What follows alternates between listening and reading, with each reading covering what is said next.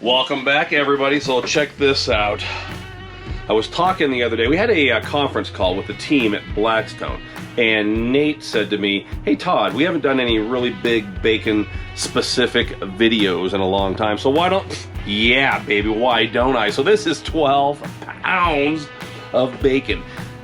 I'm not from England, but that's about 5.4 kilos. Let's give it a try.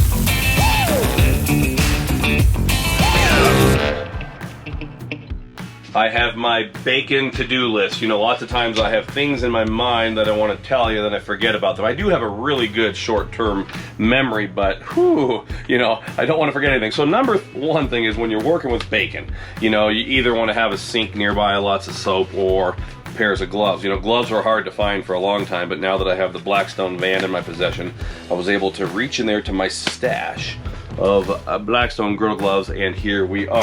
So let me go to my tip sheet to see if there's anything I want to get to before we move any further. Bacon, oh yeah, right there. So that's a good one right there. People always asking about bacon. You know, I would say that bacon is arguably the #1 thing that people griddle on the Blackstone. I cook bacon. I love to put it on burgers. I like to put it on steaks and salads and whatnot. But I'm not one of these guys that's always posting bacon memes and stuff like that. You know, people come up to me at demos and they say, "Hey Todd, what's the most bacon you've ever cooked at one time?" You know, I cooked 7 pounds last year. Well, you know, I was never much into cooking bacon for the sake of cooking bacon. But today we are going to cook bacon for the sake of cooking bacon. Here we go. So come on over to my griddle. We have the Blackstone 36-inch griddle today. Bacon is pretty darn delicate, and so I like to go to a lower temperature. We're down all the way. That way, I don't burn my bacon. You can always turn the temperature up. This is pretty exciting, actually. I've never cooked this much bacon. All right, we have an airplane flying overhead. Apparently they can smell the bacon. People are flying in to meet us. I'll tell you another tip, another trick for cooking bacon. If you're cooking this much, that is, you want to definitely make sure you have plenty of Blackstone grease cup liners on hand. So back in the day, I've been cooking on Blackstones for now going on 8 years. This was the one and only bacon press. It was a cast iron, is a cast iron bacon press with a wooden handle, right? Okay, now this past year, these two granddaddies came into the play, and we're getting more sophisticated because now we call them griddle presses, because we know that they're not only for bacon. You know, bacon is probably the #1 thing, but we use them for panini sandwiches, flattening hamburgers, and all that stuff. This is called the extra large griddle press, and this one is called, I don't know, either large or medium. One of the big questions I've been getting this year is, how do I season the griddle presses? How do I season the bacon presses? So obviously that shows a lack of understanding of seasoning. These are pre-seasoned. See, again, if this was cast iron and it wasn't seasoned, it would be gray, just plain gray color, almost like the plain steel griddle tops that you get straight out of the box. So these are pre-seasoned, they're ready to go. Obviously you want to maintain that with oil, and we're going to do that today. So I like to put these down on the bacon, and then I can move the bacon presses, the griddle presses around, making sure that all of the bacon gets flat. All right, I can see that the griddle top is definitely not burning the bacon, so I'm gonna come down below now. I'll actually turn these up closer to medium. This is what I like about having a 4-burner griddle, a 36-inch griddle, just 4 heat zones, and a lot more heat and a lot more responsive, obviously, than using like a 1-burner 17-inch griddle. Now I'll start flipping my bacon. I don't like to get it or let it go to where it's totally burned. I just like to get a little color on there, and then we start flipping it, and again, I'll manipulate that heat. I'll keep turning the heat down if I have to, and then up as needed. Flip those over, put the bacon presses on there like so. My next tip and trick is when the bacon is like this, when it's halfway done, I like to stack it all together. I'll try to hurry up for you here. Into one giant stack.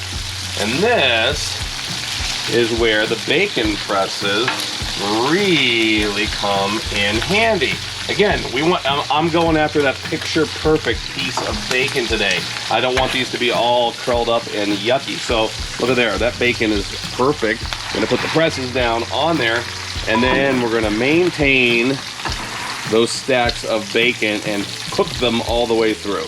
And now we can start to see that bacon grease coming out through the rear grease management system. Speaking of rear grease management system, I definitely want to give a shout out to my buddy, my longtime subscriber, Joseph Shaw. Rear grease management system! He's from way over in eastern Arkansas. So I met him down at the Orgill Hardware Show selling Blackstone Griddles many years ago. And I was coming down out of the mountains filming with the Blackstone van about a week ago. I met up, out of the blue, I met up with Joseph and his family. They flagged me down in the Blackstone van on the highway. They were out in Colorado on vacation. I actually tried to film it, but unfortunately, there was a malfunction with the footage, but we had some selfies together, man. I hooked Joseph up with a Blackstone apron. So this year, the rest of the year, if I see any of you out on the highway, you flag me down and you don't look like you're scary to me or anything, I might just hook you up with a Blackstone apron. And of course, we still have the 2020 Griddle More Tour patch. The official tour might have been canceled, but we're going rogue now. And so what I'm doing is the Griddle More Tour. So if I see you on the road this year, and if you're nice and you don't scare me, I might hook you up. Okay, so what I do is I frequently will come over here and check this bacon. This is, again, this is my my perfect pile of bacon, my maintenance pile, I guess you would call it.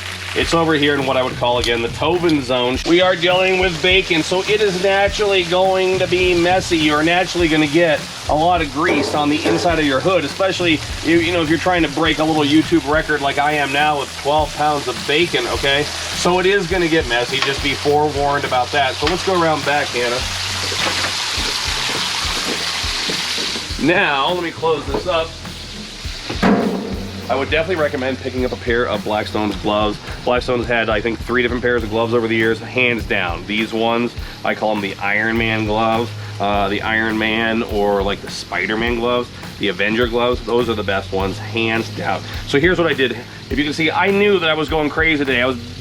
If you're cooking 8 strips of bacon, you don't need to do this, but I'm literally cooking 12 pounds of bacon. So I went ahead and just put a rug down because I don't want to totally ruin my porch because I've got a lot of bacon grease coming out. You can see that grease coming out over here.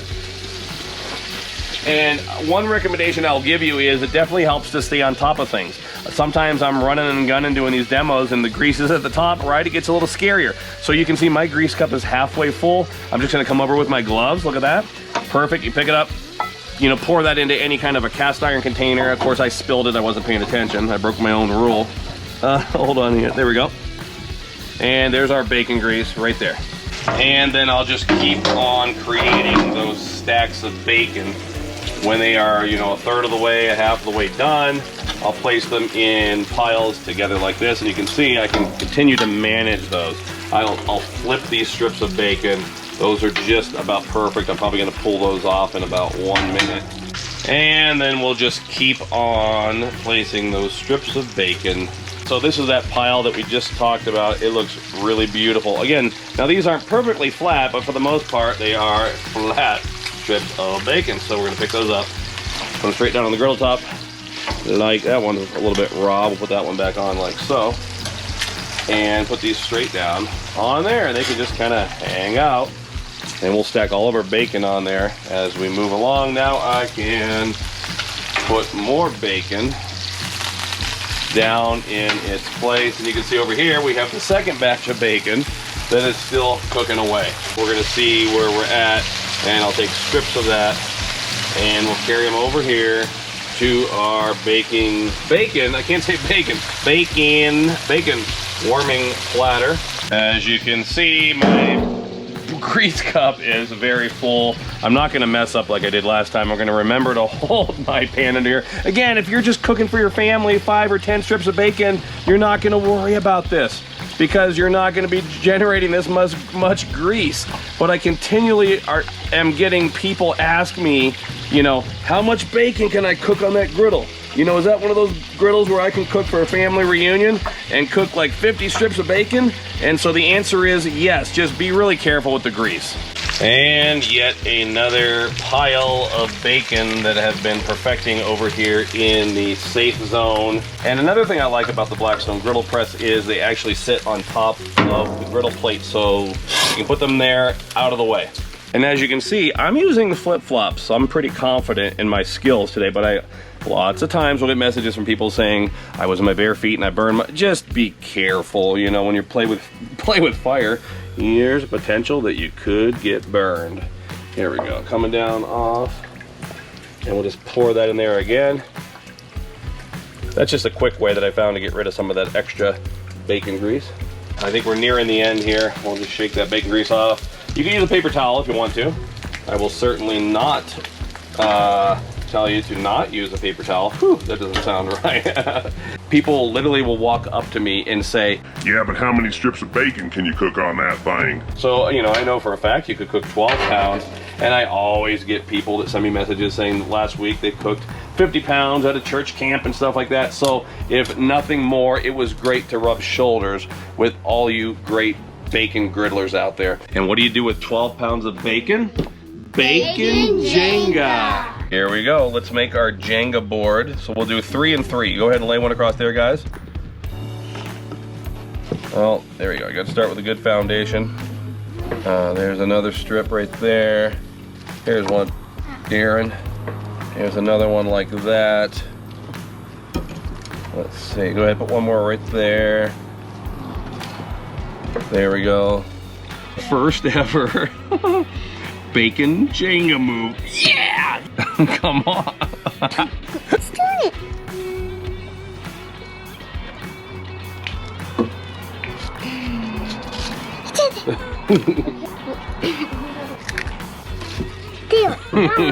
So there you go, everybody. 12 pounds of bacon. And it's nice to finally rub shoulders with all you down-home bacon griddlers out there. You can make bacon Jenga or have 3 days worth of BLTs, you know, Cobb salads, whatever you want to do. So thanks for watching, everybody. You can get those Blackstone bacon presses. Check them out. BlackstoneProducts.com, Walmart.com. Go to your Walmart Supercenter. But until next time, everybody, this is Todd and his family. We're saying praise the Lord and pass the bacon. Bacon. And I should also point out that these grease cup liners work perfect for storing your bacon grease. If you want to keep them for future recipes, you can just put these in your freezer. America loves bacon. In fact, Americans spend almost $4 billion every year on this meat candy. Now, I know you're staying up late just wondering about all the pork possibilities, so I'm here to help. Bacon cheeseburgers, bacon and eggs, spaghetti carbonara, my famous bacon fried corn, bacon pancakes. But wait, there's more. You can brush your teeth with it.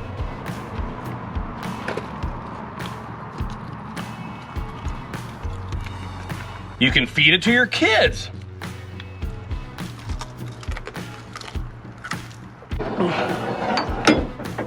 You can use it as a dipstick to check your car's oil. I'm totally kidding. That's not motor oil. It's maple syrup. With bacon, the possibilities are endless. So thanks for watching, everybody. Make sure you're visiting us at BlackstoneProducts.com. That's going to be your portal for everything Blackstone, including bacon recipes.